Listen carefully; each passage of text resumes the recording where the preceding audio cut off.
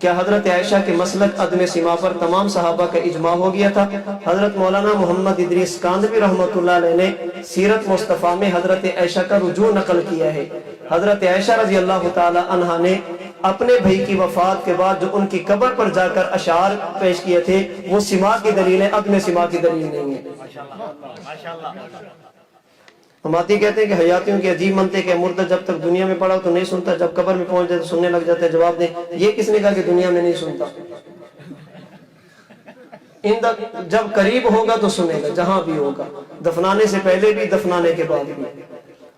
قبر میں نماز کیسے پڑھتے ہیں؟ قبر میں نماز اصل روح پڑتی ہے، جسم کو پتہ چلتا ہے کہ میری روح یہ کام کر رہی ہے، اس لیے اگر ہم دیکھ لیں قبر کو اور قبر کے اندر کبھی یہ بات سمجھ نہ آئے، ہمارا عقیدہ پھر بھی یہی ہوگا کہ انبیاء قبروں میں نماز پڑھتے ہیں۔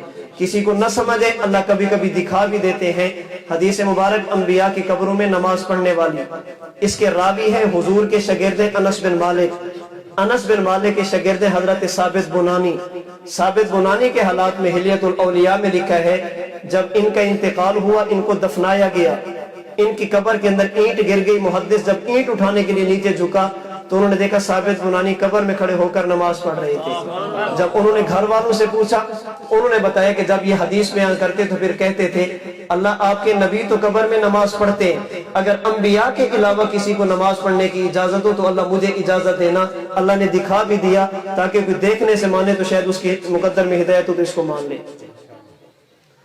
ان تدعوهم لا يسمعوا دعاءكم ومن اضل ممن يدعو من دون الله۔ کیا یہ دو آیات عدم سما پر دلالت کرتی ہیں؟ ان دونوں میں سما کی بات نہیں ہے، اسماع کی بات ہے، سماع نافع کی۔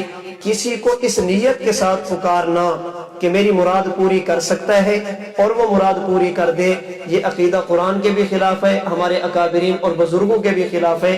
باقی اس کو عدم سماع کی دلیل بنانا یہ ٹھیک نہیں ہے۔ اگر یہ عدم سماع کی دلیل ہوتی، نص قطعی ہوتی تو صحابہ کے اختلاف نہ ہوتا۔ صحابہ سے بڑھ کر قرآن کون سمجھ سکتا ہے؟ اموات غیر احیاء یبعثون، یہ آیت ان کی مضبوط دلیل وضاحت کریں۔ مجھے نہیں سمجھ آتی مضبوط دلیل کیسے ہے۔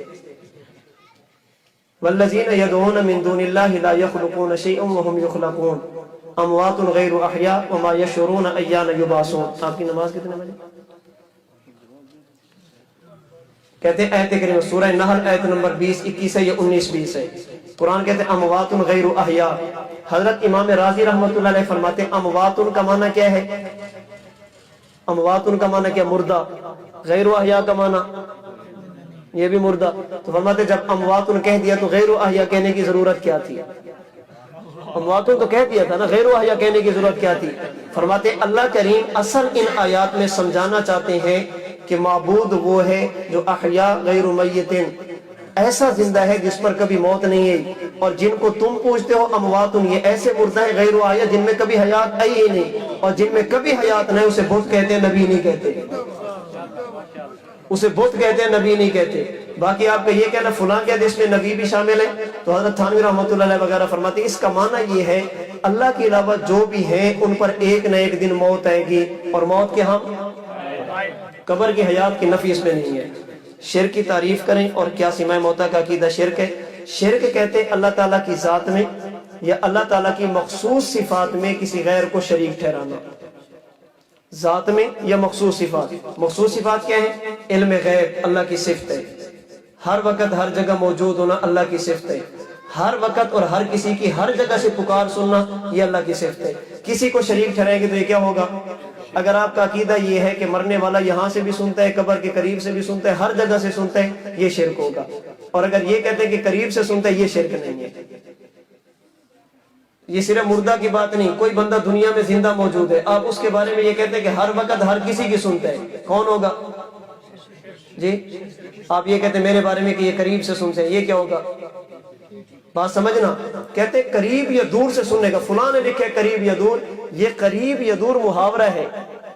جب یہ کہا جاتا ہے نا کہ فلاں کے بارے میں یہ عقیدہ رکھنا قریب اور دور سے سنتا ہے، یہ شرک ہے۔ یہ قریب کا لفظ بطور محاورے کے بولا جاتا ہے۔ مثال کے طور پر آپ کوئی چیز لینے کے لیے جائیں، آپ پوچھتے ہیں کتنے کی ہے، وہ کہتے ہیں 2000 کی، آپ کہتے ہیں کمی بیشی ہو سکتی ہے، وہ کہتے ہیں 2100 دے دیں، 2100 آپ نے نہیں کہا بیشی ہو سکتی ہے، اصل کمی کرانی ہوتی ہے، بیشی کا لفظ بطور محاورے کے بولتے ہیں۔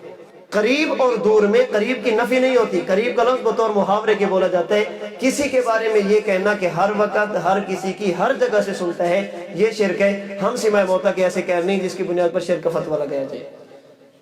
مماتیوں کے متعلق علماء دیوبند کا کیا فتویٰ ہے؟ اہل سنت بھی نہیں ہے، حنفی بھی نہیں ہے، دیوبندی بھی نہیں ہے. خطبہ صدیق اکبر تو سراسر عقیدہ حیات النبی کی نفی کر رہے نہیں کر رہا. میں نے وضاحت کر دی ہے.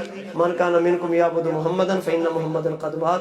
یہ حضور علیہ الصلوۃ والسلام کی دنیا والی وفات کو بیان کر رہا ہے، قبر والی حیات کی نفی نہیں کر رہا. من صلی علیہ عند قبری سمیت. اس حدیث کو امام عقیلی نے کتاب الضعفاء میں لکھا ہے. اس کے علاوہ اس کی سند میں محمد بن مروان ہے جو کہ محدثین کے نزدیک دجال رافضی ہے.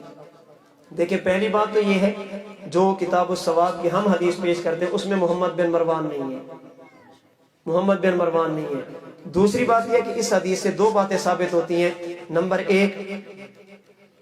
ایک اس سے بات ثابت ہوتی ہے حضور علیہ الصلوۃ والسلام کی قبر کی حیات، اور نمبر دو اللہ کے نبی کی قبر کا سما. اس سے یہ دو باتیں ثابت ہو رہی ہیں، اور یہ دو باتیں وہ ہیں جو امت کے تعامل سے ثابت ہیں. امت مسلسل حیات کی بھی قائل ہے اور سما کی بھی قائل ہے.